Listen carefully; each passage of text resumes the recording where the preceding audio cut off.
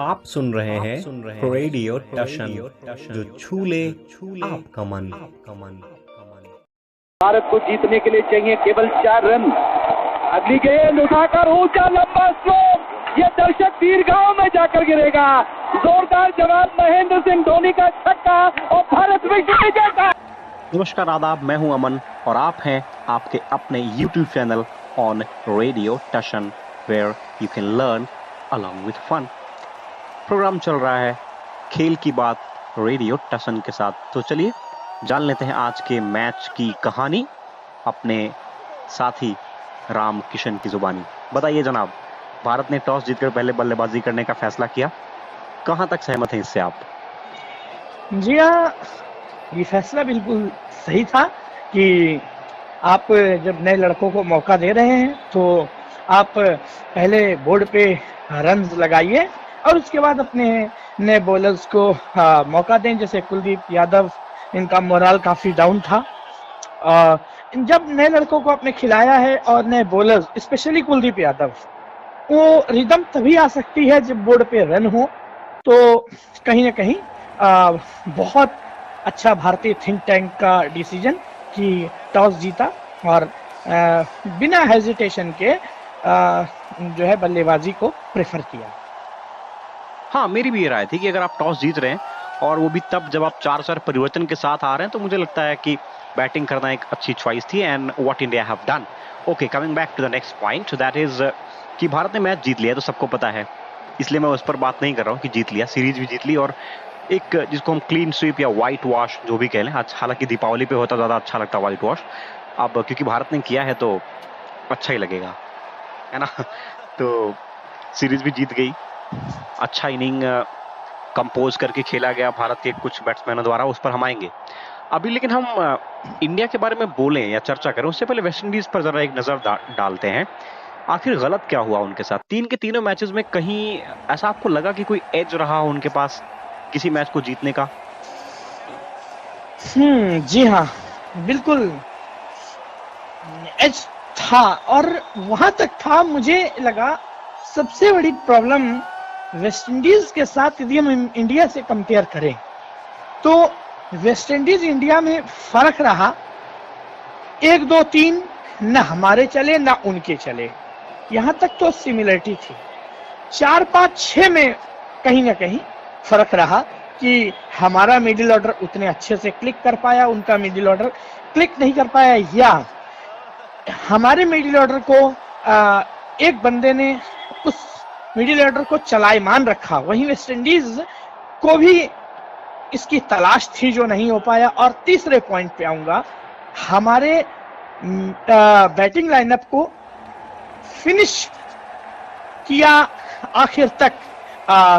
पिछले मैच में बात करें तो दीपक हुड्डा ने, और इस मैच में हम बात करें तो निचले पायदान पे भी काफी अच्छी फिनिशिंग रही। वहीं वेस्ट इंडीज ने रन्स तो आए मगर वो खत्म नहीं कर पाए जो कि खत्म करना चाहिए था। ठीक बोल रहे हैं। देखिए, युवा टीम है, एक्सपीरियंस अभी बहुत कम है, कुछ नए प्लेयर्स और कुछ पुराने प्लेयर्स का मिक्सचर है फिलहाल वेस्ट इंडीज की टीम। भारत भी कमोबेश युवा ही है। अगर आप नजर दौड़ाएं सिलेक्शन जो इंडियन टीम के लिए हुआ इस सीरीज में, कुछ खास एक्सपीरियंस नहीं है। अगर मैं 1, 2, 3 छोड़ दूं तो कोहली और ये रोहित शर्मा, शिखर धवन, राहुल, और इन्होंने कुछ खास किया भी नहीं। राहुल ने एक मैच में अच्छी इनिंग खेली, अंडर प्रेशर 49। उसके बाद ज्यादातर प्लेयर युवा ही हैं, लेकिन फिर भी अच्छा है। ऋषभ पंत अभी भी ग्रूम कर रहे हैं। आई डोंट नो कि कितना टाइम लेंगे वो, या बीसीसीआई उनको कितना और मौके देगा, लेकिन मुझे लगता है अभी थोड़ा और खिलाना चाहिए। और कॉम्बिनेशंस वगैरह इस मैच में मुझे ठीक लगा, अच्छा लगा कि आप एक स्ट्रेटजी के साथ चल रहे हैं। And that is what was missing in the previous match where India came with a surprising element by opening Rishabh Pant with Rohit Sharma. I was totally disagree with the point that actually why India is trying to do such type of silly and sloppy things. Yes, that might be a thing that, okay fine, just have a look how Rishabh Pant is going to bat up on the order. लेकिन क्यों, जब आपको as an opener देखना ही नहीं था, क्या जरूरत थी करने की? हाँ, देखिए, जो आपका नजरिया बिल्कुल सही है, लेकिन इसके जवाब में उन्होंने कहा था कि हाल फिलहाल हमें बहुत कुछ नया करना है, और उसमें ये भी शामिल है, और उसमें कुछ और भी चीजें आगे हो सकती हैं, तो कोई स्तब्ध ना रहे। चलिए आगे बढ़ते हैं। आज के मैच पर अगर थोड़ी सी और रोशनी डालूं तो एक टाइम ऐसा आया जब भारत प्रेशर में था। 42 रन पर 3 विकेट गिर गए, और 3 कौन? हम जिससे जीतते आए हैं और जिनसे अभी भी उम्मीद रखते हैं, आगे भी अभी तमाम टूर्स आने बाकी हैं, तो उस पर नजरें बनी रहेंगी। 1, 2, 3 रोहित, शिखर और कोहली, तीनों ने कुछ खास नहीं किया, बल्कि रोहित शर्मा के लिए वो गावस्कर साहब ने बोला he went back to the pavilion after scoring unlucky 13, तो वो unlucky 13 हो गए। कोहली साहब के साथ समस्या लगातार चल रही है, और वही समस्या, आप चौथे पांचवें स्टंप्स की बॉल बिना मतलब टच करने जा रहे हैं, जिसकी कोई खास जरूरत है नहीं। आपकी टीम ऑलरेडी 16 रन पर 1 विकेट गंवा चुकी है, आप सबसे एक्सपीरियंस बैट्समैन, मुझे लगता है गैर जिम्मेदाराना शॉट। हाँ, आप कह सकते हैं। दूसरे यदि हम शब्दों में कहें तो वो मुझे लगता है लेग साइड में वो ग्लांस करना चाह रहे थे, और यदि यही दिन अच्छा होता तो यही ग्लांस बिल्कुल सही शॉट जाता, लेकिन जब किस्मत खराब है, आपके मन में आया कि नहीं इसको मैं मार सकता हूं, लेकिन वो बहुत ज्यादा बाहर थी गेंद लेग साइड के, और विकेट कीपर ने अपना काम किया। तो इससे तो ये साबित होता ना कि जब अल्लाह मेहरबान तो गधा पहलवान, ये वाली बात नहीं ठीक है ना। आप अगर एक अच्छे प्लेयर हैं, सीनियर प्लेयर हैं, तो फिर आपको उस हिसाब से खेलना चाहिए। ये किस्मत और लक कब तक चलेगा? बिल्कुल बात सही है, लेकिन फिर यही चीज आती है कि उस विराट कोहली ने बहुत कुछ दिया है भारत को, लेकिन और अभी पीछे 2 अर्धशतक लगाए हैं अफ्रीका में, तो हमें लगता है थोड़ी सी पेशेंस रखनी होगी। बाकी इसमें कोई दो राय नहीं कि वो खराब शॉट था, चाहे उन्होंने वो खराब शॉट ट्राई किया हो या उन्हें लगा हो कि मेरी रीच में है, लेकिन कहीं ना कहीं देखिए, हमारा काम है भाई क्रिटिसाइज करना, ठीक है। ये नहीं कि कोहली के अंदर एबिलिटी नहीं है या वो अच्छा प्लेयर नहीं है, he is a great player, he played lots of cricket, he has given great opportunities to us to cheer, तो सब बात ठीक है। फिलहाल अच्छे दौर से नहीं गुजर रहे हैं, मुझे लगता है अपने कोच के पास जाना चाहिए, 15 से 20 मिनट उनसे बात करें, और एक फ्रेश थिंक ऑफ माइंड से आए कि यार हमें क्या करना है क्या नहीं करना। गावस्कर साहब को मैं सुन रहा था, उनसे पूछा गया कि अगर आप जो है कोहली को बताएं तो क्या बताएंगे, तो उन्होंने कहा उनको सचिन के पास जाना चाहिए। तो किसी ने कहा जी सचिन तो ऑप्शन ही नहीं है, आप बताइए ना क्या बताएंगे। उन्होंने बोला जी मैं तो ये बोलूंगा कि 20 मिनट ये जो है आराम से सोचे और एक अच्छे नतीजे पर पहुंचे कि हमें किस बॉल को छोड़ना है, किसको खेलना है। माना कि वो बॉल वाइड हो सकती थी, लेकिन सबसे काफी बाहर थी, वो बिना मतलब उस पर टच कर गए। वो होता है कभी कभी जब आपके दिन अच्छे नहीं होते तो ये सब चीजें हो जाती हैं। लेकिन उसके बाद स्पॉट ऑफ बॉर्डर से भारत को बाहर निकाला यंग ऋषभ पंत ने, है ना, साथ में अय्यर की जबरदस्त इनिंग, लेकिन गलत समय पर विकेट गवाया भारत ने। जरूरत थी नहीं उस शॉट की, ऋषभ पंत को जो ट्राई कर रहे थे वो 50 पर आप ऑलरेडी खेल रहे हो, उससे ऊपर रन बना चुके, 56 रन के आसपास आप बैटिंग कर रहे हो, और अभी इतने ओवर्स बाकी थे, आप आराम से खेल सकते थे, लेकिन वो हड़बड़ाहट या फिर जल्दबाजी कुछ भी कह लूं, वो नजर आई मुझे कहीं ना कहीं शॉट देखकर। देखिए पहले तो मेरी अपनी राय है, बेशक ऋषभ पंत वहां पे क्लिक किए, लेकिन सही मायने में मेरा अपना ख्याल है वो जहां ऋषभ पंत को भेजा गया था वहां पे हकीकत में सूर्य कुमार यादव को भेजना चाहिए था।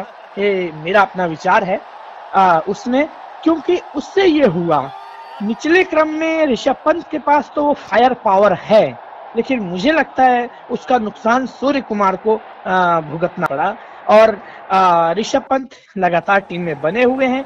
यदि उनका खराब दिन हो भी जाता तो शायद उतना फर्क नहीं पड़ेगा, मगर सूर्य कुमार के करियर पे कहीं न कहीं इसका बहुत बड़ा असर पड़ने वाला है।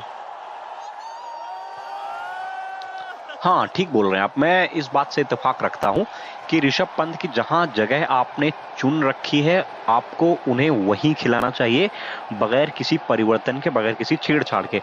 लेकिन ये भारतीय टीम मैनेजमेंट का एक अजीब रवैया रहा है। इस पर बहुत सारी बातें हुई, but again they are doing the same what actually they like, what actually they want.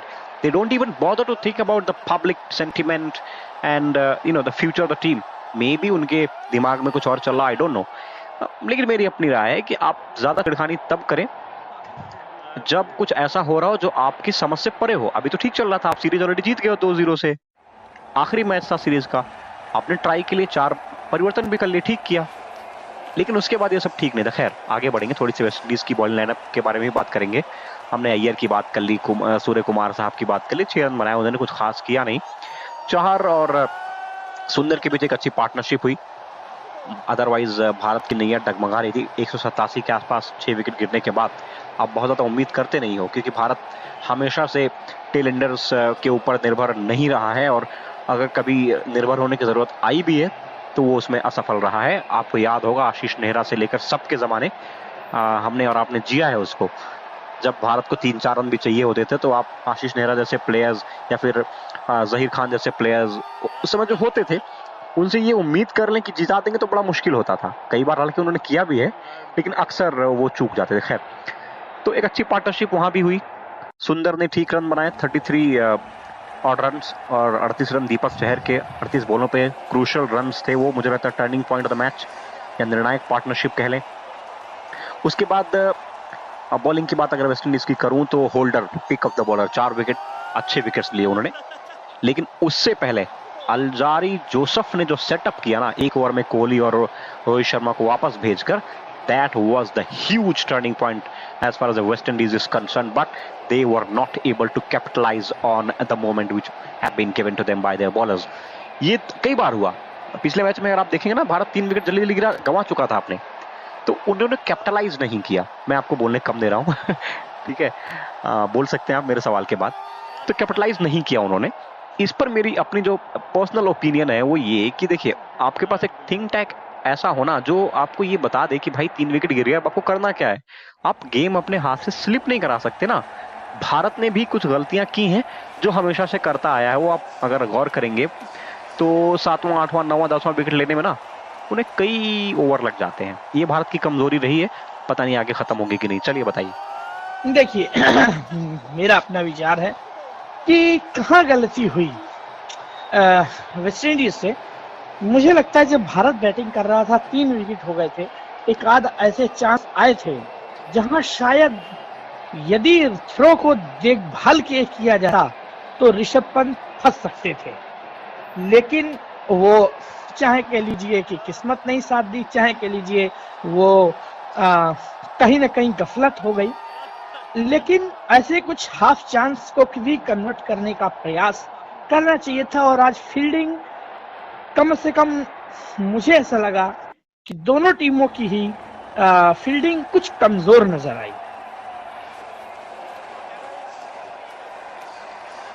बिल्कुल ठीक बोल रहे हैं आप। देखिए, अगर आप हाफ चांसेस को कन्वर्ट नहीं करेंगे इनटू फुल चांस तो आप मैच नहीं जीतेंगे, और हुआ भी वही वेस्ट इंडीज के साथ। सीरीज हार गया 3-0 से। इससे पहले बड़े कॉन्फिडेंस के साथ आई थी वेस्ट इंडीज, हरा के T20 में शायद इंग्लैंड को उन्होंने हराया था, मैं गलत नहीं। जी हाँ, इंग्लैंड को हरा के आई, और उसके बाद लगा ये कि भारत को फाइट देगी, लेकिन वो भी नजर नहीं आया।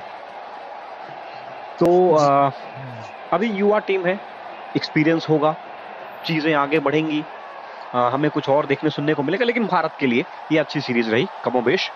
कुछ पॉजिटिव भी मिले, कुछ नेगेटिव्स भी मिले, लेकिन ज्यादातर BCCI और भारत की जनता दोनों ही पॉजिटिव पर ध्यान देते हैं। लेकिन मेरी अपनी राय है कि हमेशा आपको नेगेटिविटी के बारे में सोचना चाहिए कि हुआ क्या और क्यों हुआ। खैर, whatever was written in the destiny वो हो गया, इसको बदल नहीं सकते हम लोग।